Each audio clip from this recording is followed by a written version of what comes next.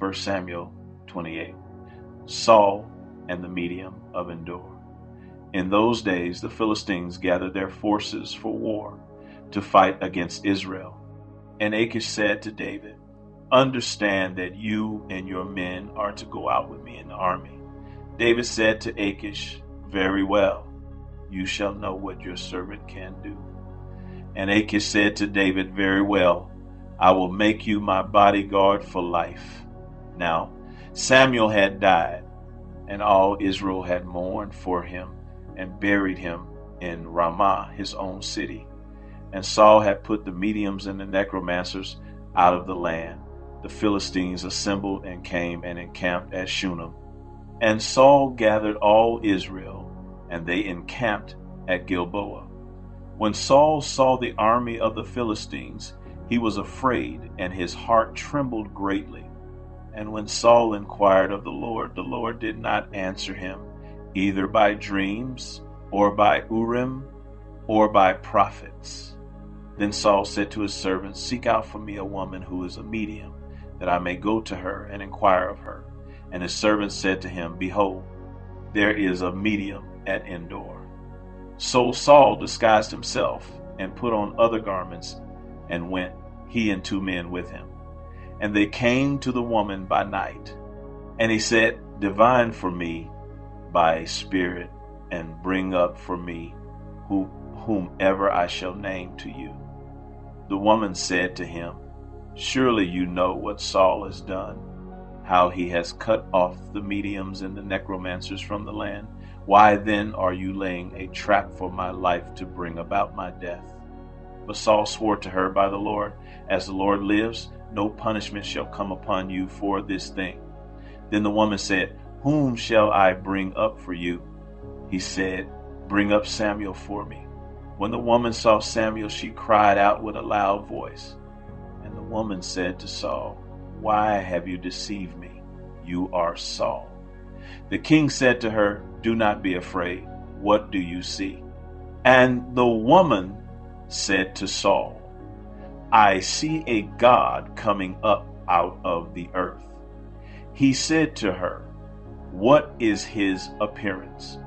And she said, "An old man is coming up, and he is wrapped in a robe." And Saul knew that it was Samuel, and he bowed with his face to the ground and paid homage. Then Samuel said to Saul, "Why have you disturbed me by bringing me up?" Saul answered, "I am in great distress, for the Philistines are warring against me, and God has turned away from me and answers me no more, either by prophets or by dreams. Therefore I have summoned you to tell me what I shall do." And Samuel said, "Why then do you ask me, since the Lord has turned from you and become your enemy? The Lord has done to you as he spoke by me, for the Lord has torn the kingdom out of your hand and given it to your neighbor David, because you did not obey the voice of the Lord and did not carry out his fierce wrath against Amalek. Therefore the Lord has done this thing to you this day.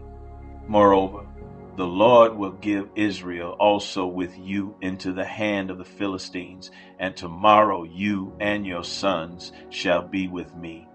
The Lord will give the army of Israel also into the hand of the Philistines."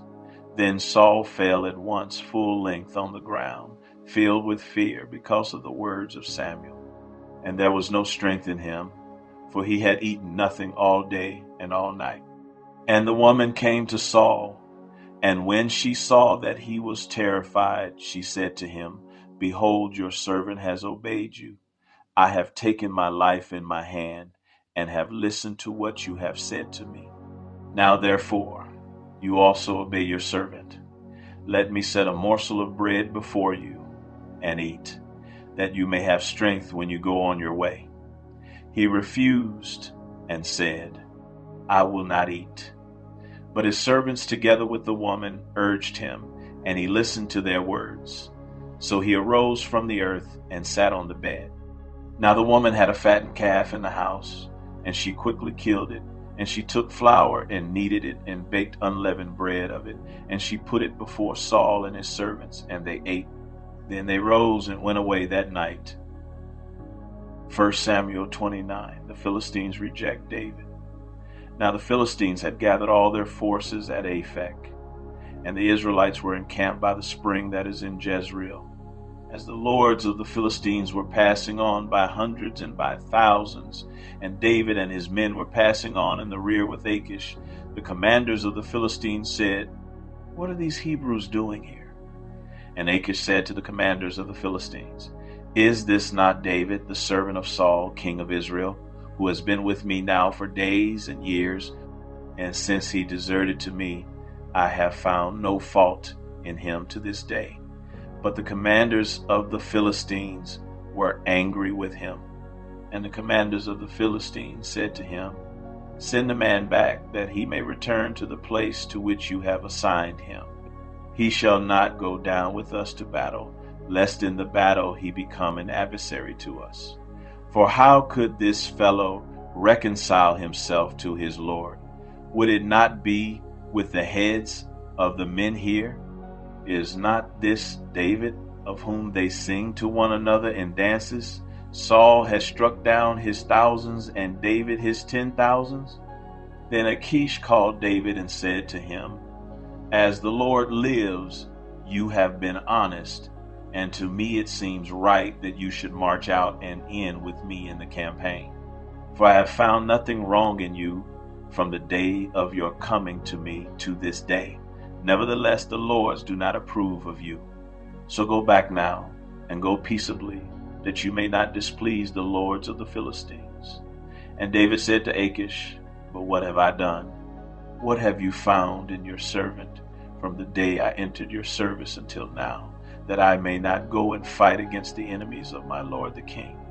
And Achish answered David and said, "I know that you are as blameless in my sight as an angel of God.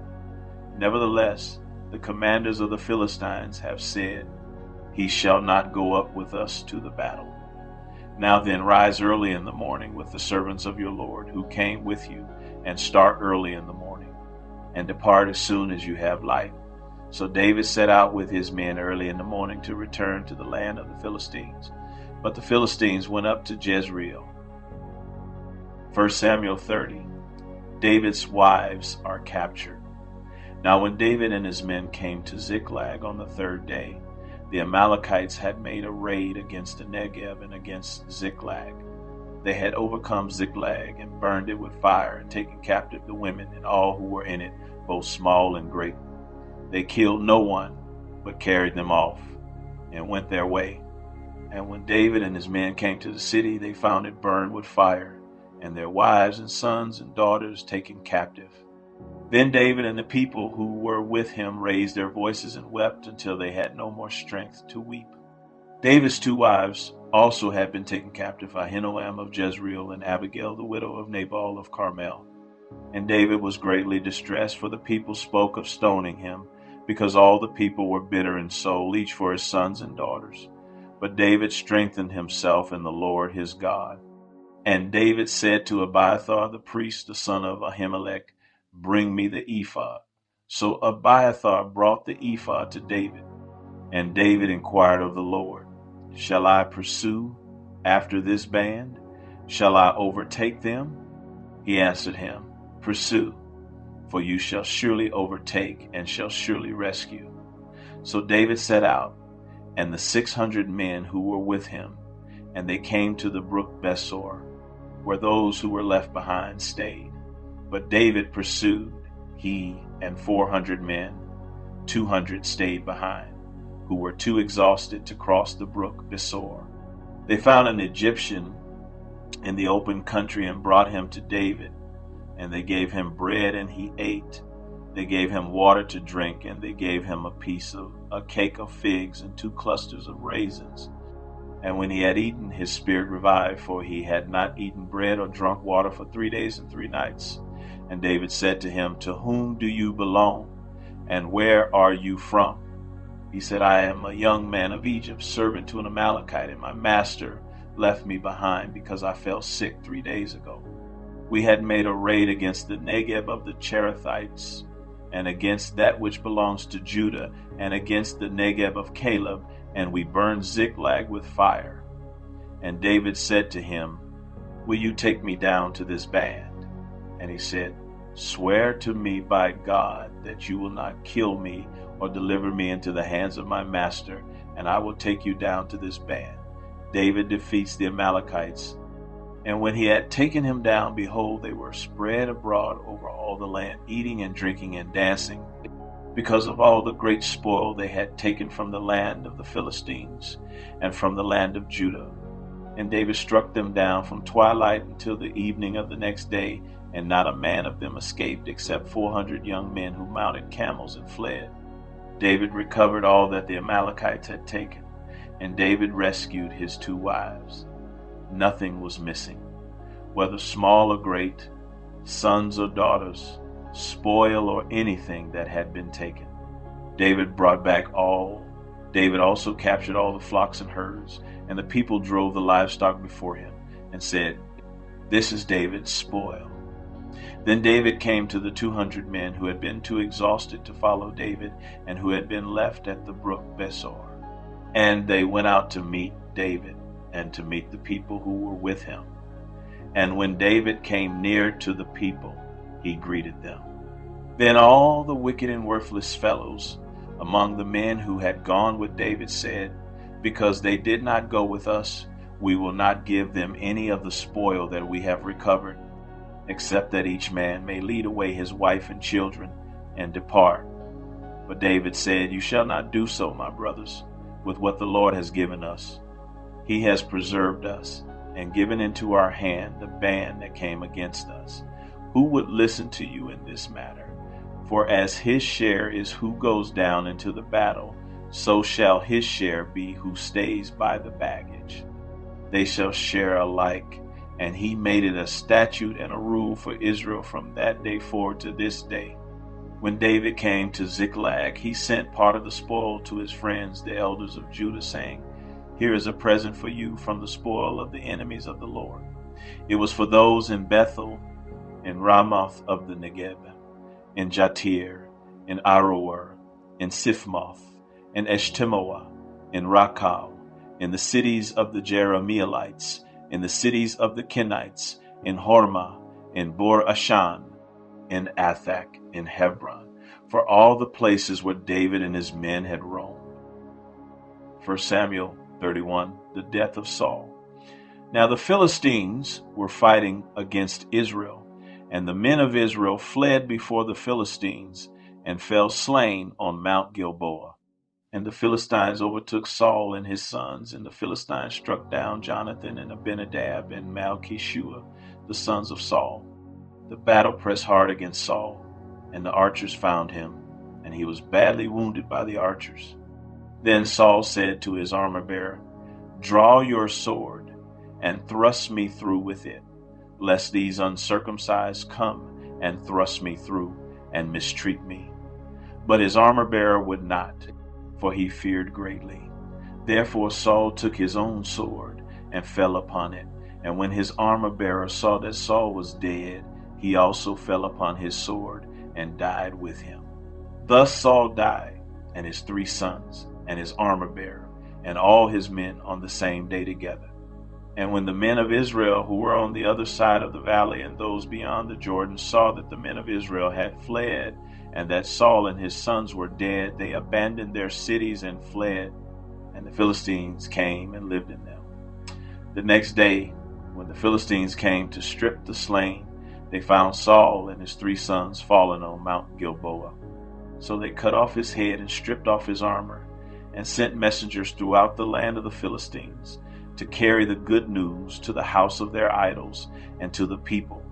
They put his armor in the temple of Ashtaroth, and they fastened his body to the wall of Bethshan. But when the inhabitants of Jabesh Gilead heard what the Philistines had done to Saul, all the valiant men arose and went all night and took the body of Saul and the bodies of his sons from the wall of Bethshan. And they came to Jabesh and burned them there.